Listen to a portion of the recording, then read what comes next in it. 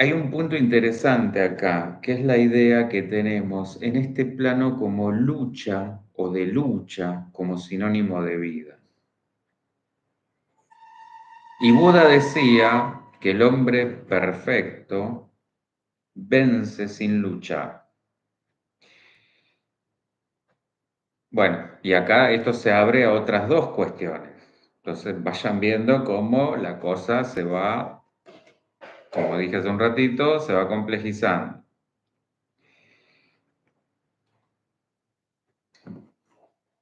Una idea de lucha tenemos por un lado que se contrapone a la vida, a esta vida que conocemos acá, y una idea de supuesta perfección que también se contrapone a esta realidad material.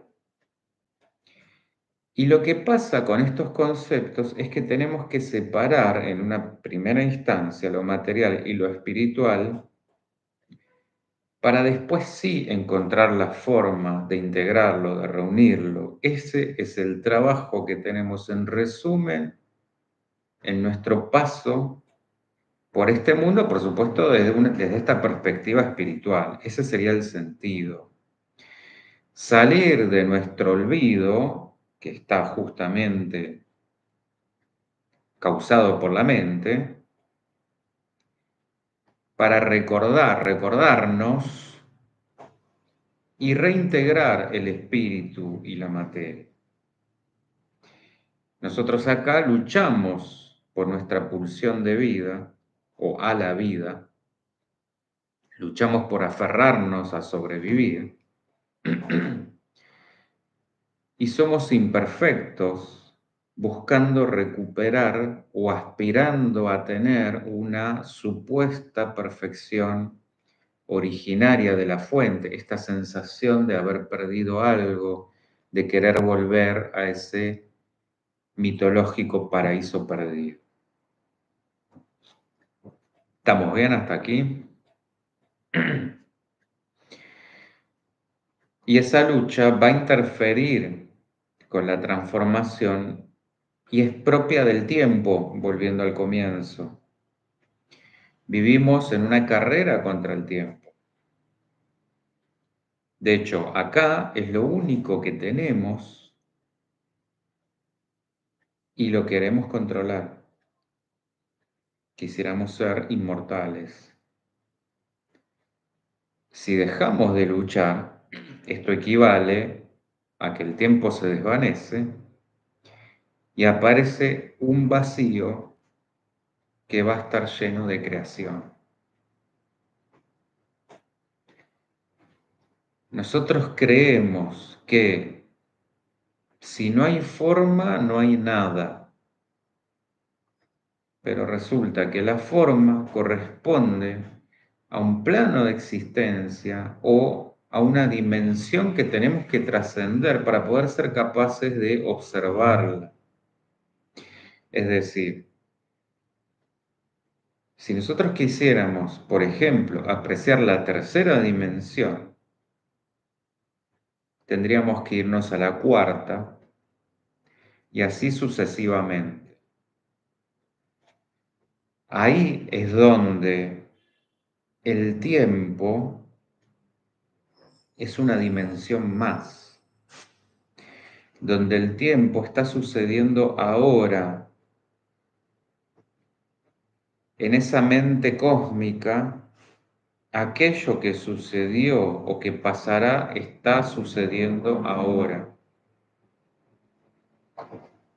Digamos que para entender esto de la mayor conciencia, es que todo se amplifica, incluyendo, por supuesto, nuestra percepción,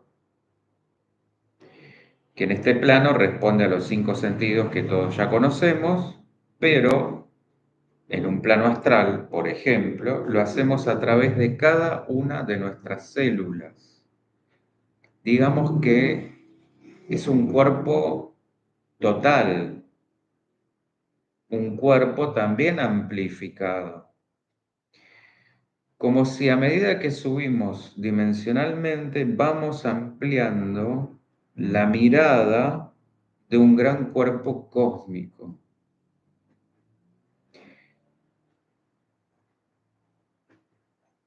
Sí, sí, Ana María, estoy tratando lo de la mente en blanco, exactamente. Entonces, cuando la espiritualidad habla de ilusión, se refiere al deseo en su aspecto psicológico de falta, ya hemos hablado bastante sobre el deseo, que es lo que lleva al apego y a la pasión. Y acá viene la cuestión, porque espiritualmente no falta nada. Ahí está la ilusión de este plan. De manera que lo que tenemos que encarar desde la espiritualidad es una transformación psicológica. Nosotros acá conectamos con la parte hedonista del cuerpo físico. Hola Carlita, ¿cómo te va? En lugar de la salud. Conectamos con la parte pasional del cuerpo emocional en lugar de la ternura o del amor. Y conectamos con la separatividad del cuerpo mental en lugar de la intuición o el pensamiento crítico. Como vimos, ¿se acuerdan con la charla de aprendizaje significativo? Estamos entrenados y acostumbrados a estudiar de memoria, una memoria repetitiva. No se estudia la intuición, no se estudia, no se entrena el pensamiento crítico. Son aspectos estos no desarrollados. Y como por supuesto que la memoria no alcanza, para eso hemos creado computadoras para justamente pretender una memoria casi infinita y un procesamiento casi infinito de la información, cada vez más rápido. Y en lugar de tomar esto como una oportunidad para ir por otro camino, estamos buscando la fusión con la máquina, volvernos prácticamente máquinas o que directamente la máquina nos reemplace, nos tome. Fíjense lo curioso que cuando se habla de registros akáshicos, esto funciona como una memoria cósmica, como los archivos mentales de esa gran inteligencia universal. Pero no me quiero desviar del principio para explicar justamente, valga la redundancia, el tema del principio, porque se presta confusión si tomamos la primera ley universal del Kybalión, que es el principio o la ley de mentalismo, que nos dice que todo es una creación mental de Dios. Bueno, acá la cuestión es que asimilamos que Dios piensa. Lo vemos como un Dios pensante, como si fuera un filósofo. Bueno, de hecho, justamente por esto es que muchos filósofos creían que desde el pensar podríamos llegar a Dios. Pero Dios no piensa, Dios es, simplemente es. Este es un error muy común de hacer una transferencia de lo que suponemos Dios y no es el verdadero Dios. Porque Dios no puede tener imagen. Si tiene imagen, tiene forma. Y es otra ilusión, como decía Krishnamurti. Bueno, para esto acuérdense la charla que vimos sobre el demiurgo. Esto de la copia deformada. La forma es una creación del pensamiento. Dios no necesita pensar, simplemente conecta con ese vacío creador porque eso es vacío creador. Que al mismo tiempo, ustedes ya saben, todo es nada, nada es todo. Entonces, vacío igual a todo. y a partir de ahí puede intencionar o manifestar una forma. Después lo que está escrito en los libros sagrados o como nosotros lo podamos poner en palabras es otra cuestión, porque necesitamos pasar varios filtros para de alguna manera poder explicar lo que es esto de, bueno, primero fue el verbo, hágase la luz, eh, esto de pensarlo como un sueño o pensarlo como una obra, como un plan. Esas son ideas humanas, palabras justamente para tratar de asimilar un poco este concepto. Pero si esto lo razonamos bien, solo entonces puede haber un principio y final desde el absoluto, porque el absoluto tiene que ser el principio y el final, el alfa y el omega. Y de ninguna manera desde lo relativo. O sea, lo relativo va a tener un principio y un final, porque justamente esa es la ilusión del tiempo, el absoluto no. Escapa al tiempo.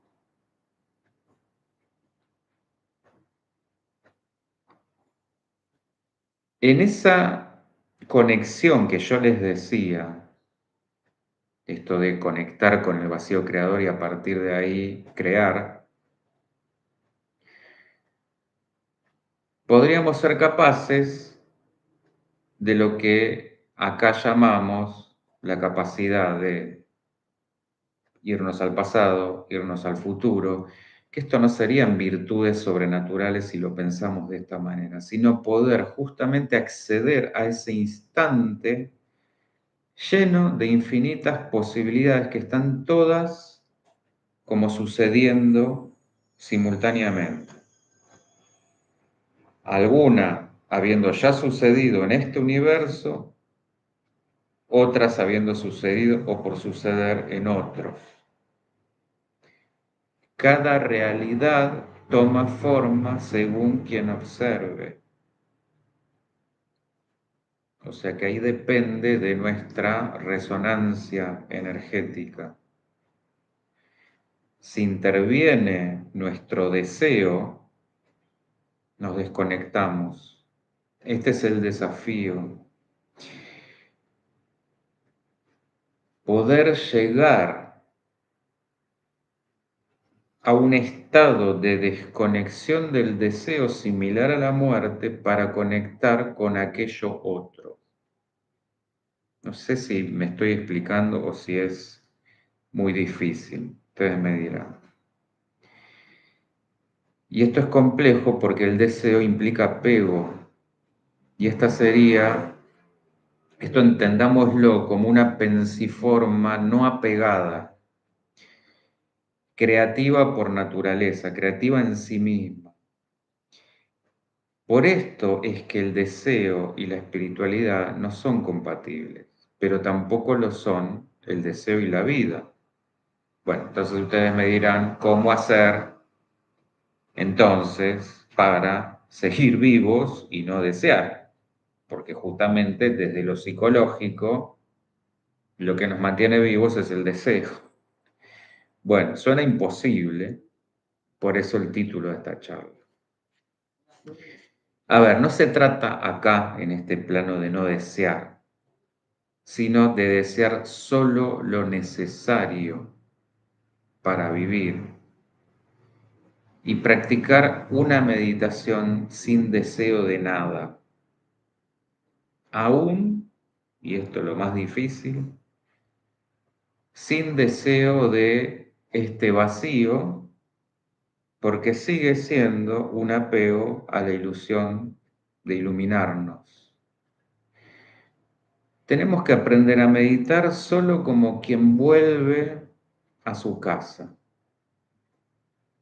Esto nos sitúa en un equilibrio entre todo y nada, que son, ya lo dije, lo mismo. Como ir llegando gradualmente a la fuente con menos apego, con menos velos en medio. No es la idea de lo que estoy exponiendo borrar el yo y todo su contenido. La ilusión, por más que sea ilusión, desde otro plano, es una forma de realidad. Todo es energía. Bueno, de hecho es como lo que varias veces hemos hablado sobre la realidad psíquica. Al fin y al cabo, un recuerdo, esto haciendo la relación con la charla pasada, siempre es deformado, porque nosotros nos vamos moviendo y cambiando ese recuerdo. Bueno, este es el sentido de lo que vimos con la reelaboración. Y como es abajo es arriba, y viceversa, porque la cadena de mundos también se basa en sus memorias anteriores, que esto era lo que yo les decía sobre la Kaya o el archivo de Dios. No queda sujeto a eso, pero volviendo a lo del aprendizaje significativo, un logos crea a partir de lo anterior, tomando esa idea previa, para no repetirse y para construir a partir de lo alcanzado, sobre esa base, seguir evolucionando. No hay olvido. Para eso nos debe servir la memoria, que no deja de ser una función del ego, pero que la podemos poner a disposición del ego superior o dejarla ahí para el ego inferior. El trabajo espiritual apunta a liberarnos en el sentido que vimos la semana anterior. Primero, desde un trabajo psicológico, recordar, repetir y reelaborar, es decir, recordar para no repetir a fuerza de síntoma y sí repetir a fuerza de deseo, lo que me va a llevar a reelaborar todo aquello que me hacía repetir lo reprimido. Pero la cuestión no se agota ahí, porque después sigue habiendo otro trabajo desde lo espiritual con ese deseo. Esta sería como la segunda parte de aquello, que va a ser la puerta al gran abismo, al vacío del real lacaniano, real con mayúscula, lo innombrable, donde el lenguaje se muere, como el yo. La mente ahí se ha liberado de los recuerdos, no se ha olvidado, se ha liberado, que no es lo mismo, y se hace creadora para el nuevo hombre espiritual. Ahí se da el despertar de la flor de loto y empezamos a recordar, pero en un sentido espiritual. Se nos abren los recuerdos de muchos otros tiempos, recuerdos del alma, lo que nos permite reconectar con toda la creación. La detención, esto de la detención de la mente que nos ocupa hoy, implica también, sujeto sujetado, exactamente, implica también el fin de la dualidad, externa e interna. La mente inferior es por naturaleza dual porque así ha sido concebida la creación, por lo menos para este plano, para este universo, para observarse a sí misma, para espejarse, tomar conciencia de sí, conocerse, aislarse, mirarse en otro para integrarse. Parece un sinsentido, pero es la única manera de crear, expresando hacia afuera. Esto es como, piensen, un artista que está haciendo un cuadro, una pintura, por supuesto que está creando, y parte de sí o su propia esencia la está plasmando en esa creación. Pero para poder observarla la tiene que ver afuera. Este sería el tema. No puede, si queda esto en su cabeza, no termina de contemplar esa obra. Esta es la única manera de crecer y de aprender para poder perfeccionarnos. Líguenlo con el Dios artista de Nietzsche o el Dios naturaleza de Spinoza. Amar es crear, es verbalizar, que significa poner en acción, poner en marcha algo, un plan, y acá sí lo uno a lo que dice, por ejemplo, la Biblia. Por eso se dice que Dios es amor. Y si lo pensamos así, Dios sería como un artista jugando a perfeccionar su obra. El problema es que la dualidad la hemos tomado como lucha de un aspecto o el otro. Son excluyentes. Es A o B, blanco o negro.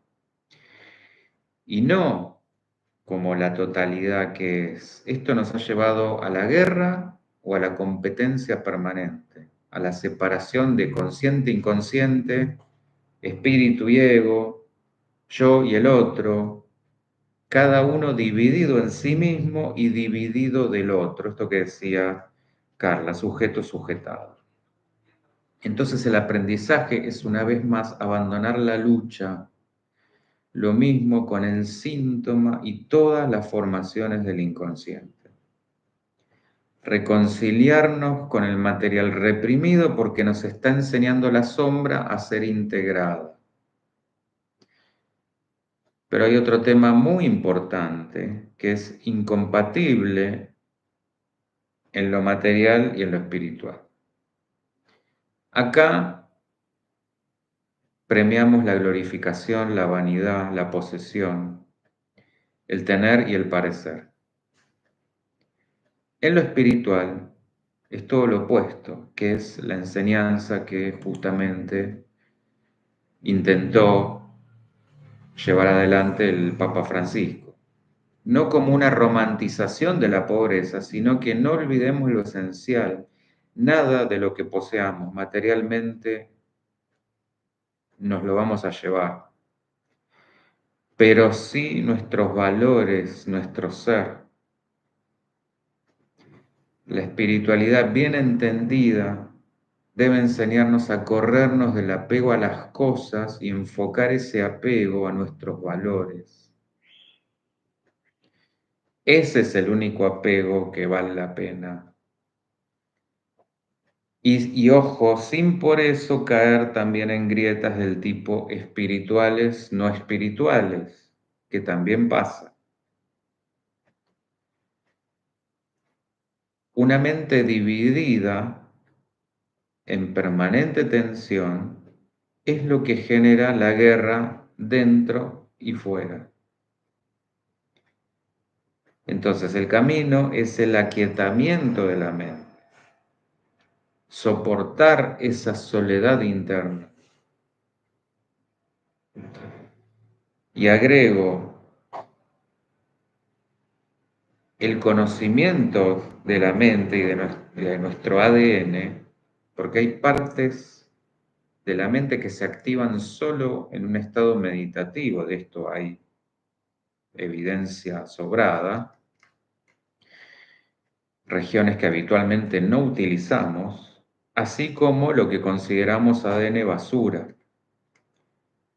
Bueno, el problema es que hemos enaltecido la mente no como un medio hacia algo más, sino interpretando mal la primera ley universal hermética: todo es mente, el universo es una creación mental, Porque esto es una mente impregnada de espíritu, no solamente una mente llena de información, como si fuera una computadora. Hola Sonia, ¿cómo te va? Y acá guarda con el tema de la inteligencia artificial, porque podrá tener inmensos recursos de procesamiento de la información. Pero sin un espíritu, nunca va a lograr conectar con esa fuente más que para formular teorías. Podrá llegar a ser el pináculo del razonamiento, pero no de la intuición, no de la sabiduría. Y tenemos pánico porque nos imaginamos ser la gotita que sumergida en el océano, por algo Freud llamaba a esto sentimiento oceánico, ser aniquilada y pierda toda individualidad, perdamos toda individualidad. Pero en realidad esto es al revés, es sumergir el océano en la gota, o, mejor dicho, que la gota recuerde que tiene dentro el océano. Carla, solo lo necesario nos sirve para llegar a la espiritualidad. Sí. Esto que acabo de decir es la conciencia cósmica, cuando el canal está abierto para que el ser humano se sepa, se recuerde y sirva al propósito espiritual.